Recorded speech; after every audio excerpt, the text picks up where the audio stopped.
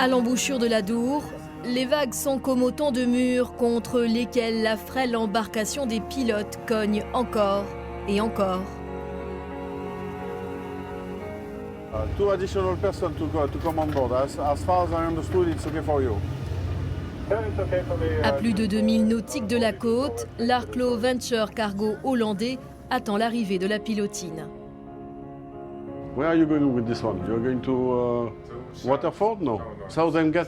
Zaandam. Okay. Georges Strulu est pilote maritime. Sa mission, assister les navires qui entrent et sortent du port de Bayonne. Quelle que soit l'heure et quelles que soient les conditions météorologiques, il monte à bord de ces géants pour aider le capitaine à manœuvrer. Aujourd'hui, ce bateau venu de Passares doit charger 4700 tonnes de maïs destinées à l'exportation. D'une manière générale, les commandants des navires ont l'habitude de voir des pilotes et puis ils savent pertinemment qu'un pilote c'est un marin, c'est un alter ego et c'est une relation de confiance qui se fait.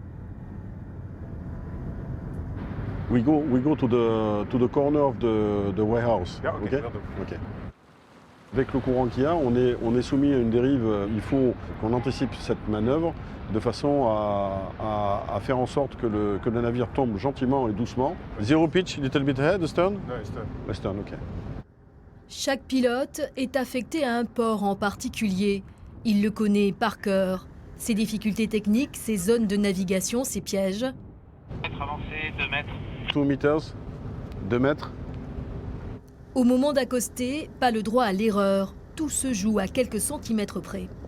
It's a team job. C'est un travail d'équipe. La plupart du temps, le capitaine gère les commandes pour les manœuvres parce qu'il connaît le navire. Et le pilote, lui, il connaît les alentours. Alors, on fait ça ensemble. You do it together. Durant la manœuvre, la pilotine n'est jamais très loin. À son bord, un marin se charge de raccompagner Georges sur le quai. Il est l'heure de regagner la tour des signaux où se trouvent les bureaux. Un collègue l'attend. Il vient de recevoir une demande un peu particulière. Un cargo à voile voudrait accoster dans le port. Alors il passe pas sous les ponts, on est d'accord, hein, 49 mètres 50 et il va pas passer. Hein. Tonnage, regarde tonnage, en dessous de Draft Mini, 4700 tonnes. Ah quand même, ouais. Jean-Édouard Perrault est le dernier pilote arrivé à Bayonne. Pour être recruté, cet ancien commandant de marine marchande a dû passer un concours particulièrement exigeant. C'est une préparation qui est très longue, qui nécessite de mettre entre parenthèses, ou plutôt même de stopper son activité professionnelle, mettre entre parenthèses sa vie aussi sur de nombreux aspects, pour préparer ce concours pendant une dizaine à une douzaine de mois. Une fois embauchés, les jeunes pilotes travaillent en binôme. Ce n'est qu'au bout de quelques mois qu'ils montent seuls sur les bateaux. Ce matin, Jean-Édouard doit aider un cargo espagnol venu livrer de la ferraille à quitter le port. Le ciel est gris et la pluie menace. À l'intérieur de la tour des signaux, il prépare ce que l'on appelle ici la marée, le détail des sorties et entrées des bateaux dans le port. Toujours avec les grands coefficients, 112. Donc ça, c'est un bateau qu'on va pouvoir travailler, on va le mettre à 13h30. 13h30, pilote à bord pour une sortie.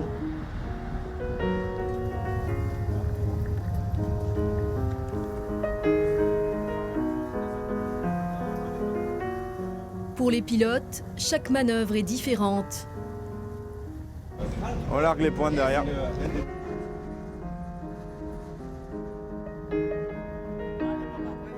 Une fois à bord, il faut s'adapter au bateau, très vite analyser la courbe de giration, la force d'inertie. Et puis, il y a l'équipage, une autre langue, une autre culture, savoir nouer des liens tout en donnant des ordres.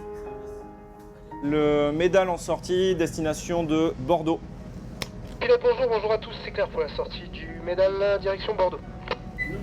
You had time to go out a little bit? No, too short. I no knew the port. Je ne connais pas le port, ses caractéristiques, les courants, les vents. Le pilote est donc très important parce qu'il s'occupe de faire entrer et sortir mon bateau et assure ainsi ma sécurité. La sécurité des hommes, voilà la mission la plus importante des pilotes. À Bayonne, Le principal danger vient de ce que l'on appelle la barre, ce relief sous-marin, sablonneux et mobile, sur lequel se dressent dangereusement les vagues.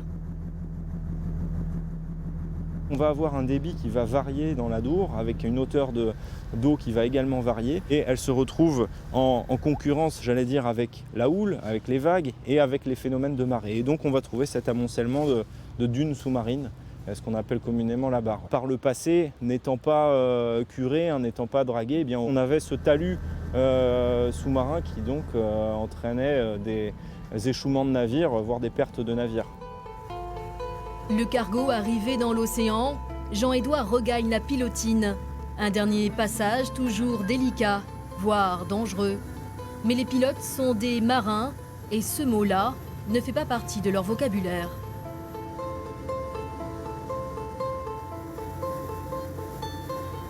Si tu pilotes avec de l'appréhension et du stress, ça peut être un métier qui n'est pas simple. Dans l'hypothèse d'un accident, les enjeux qui peuvent survenir peuvent être extrêmes. La mer fait partie intégrante de moi et être marin, c'est accepter des sacrifices, c'est te confronter aux éléments tout en sachant que tu n'es rien. Tu peux être marin, à mon sens, si tu as un peu d'eau salée qui coule dans tes veines, quoi. Ça c'est clair.